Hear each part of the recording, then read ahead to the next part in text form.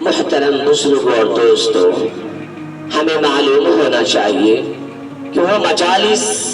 جن میں اللہ رب العزت کا ذکر کیا جاتا ہے، وہ اجتماعات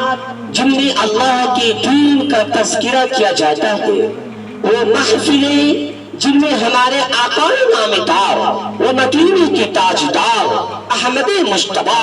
محمد مصطفیٰ صلی اللہ علیہ وسلم کی سنتوں کی طرف دعوت دی جاتی ہے، تو یقیناً یہ مجالس، یہ اجتماعات، یہ محفلیں اللہ کے نزدیک بہت ہی قیمتی ہوا کرتے ہیں۔ اگرچہ آج ہمیں اس کا احساس نہیں ہوتا ہے، لیکن کل قیامت کے دن اس کا احساس ضرور ہوگا کہ ارے وہ مجالس کتنی قیمتی مجالس تھی، وہ اجتماعات کتنی قیمتی اجتماعات تھی۔ کیوں؟ اس لیے کہ ہمارے نبی سید الاولین والآخرین محمد عربی صلی اللہ علیہ وسلم نے ارشاد فرمایا اپنے صحابہ کرام ذی العز والاحترام خادمان اسلام سے کہ اذا مررتم بریاض الجنہ، اذا مررتم بریاض الجنہ فارتعوا فیہا، کہ جب تم جنت کے باغات سے گزرا کرو تو کچھ کھا پی لیا کرو۔ صحابہ کرام حیران ہو گئے کہ جنت کی صفت تو یہ ہے لا عین رأت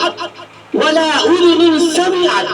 ولا خطر على قلب بشر۔ جنت کی صفت تو یہ ہے کہ نہ اس کو کسی کی آنکھ نے دیکھا، نہ کسی کے کان نے سنا، نہ کسی کے دل میں ان کا خیال گزرا۔ تو جنت کے باغات دنیا کے اندر کہاں سے آ گئے؟ تو ہمارے نبی نے فرمایا وہ مجالس جن میں اللہ کا ذکر کیا جاتا ہے، وہ اجتماعات جن میں اللہ کے دین کا تذکرہ کیا جاتا ہے، تو یہ مجالس، یہ اجتماعات جنت کے باغات ہے، اور اس میں تھوڑی دیر دین کی باتیں سننا یہ جنت کے پھل اور میوے ہیں۔ کیا معلوم ہوا؟ معلوم یہ ہوا کہ دینی مجلس میں تھوڑی دیر بیٹھنا یہ عبادت ہے۔ میرے بھائیوں، کل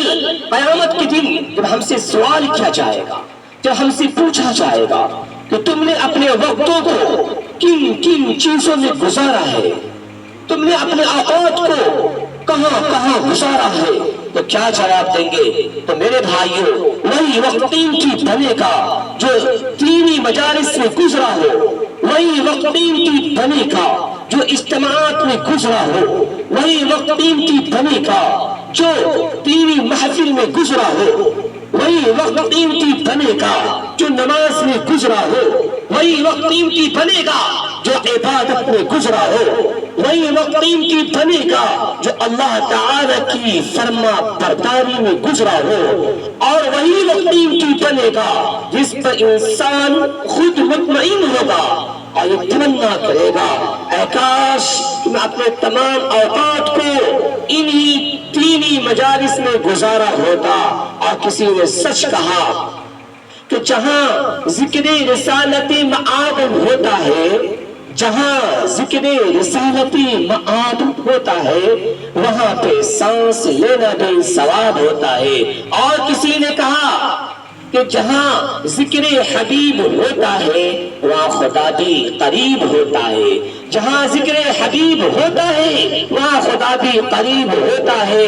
اور ایسی مجلس میں بیٹھنے والے بڑے خوش نصیب ہوتا ہے۔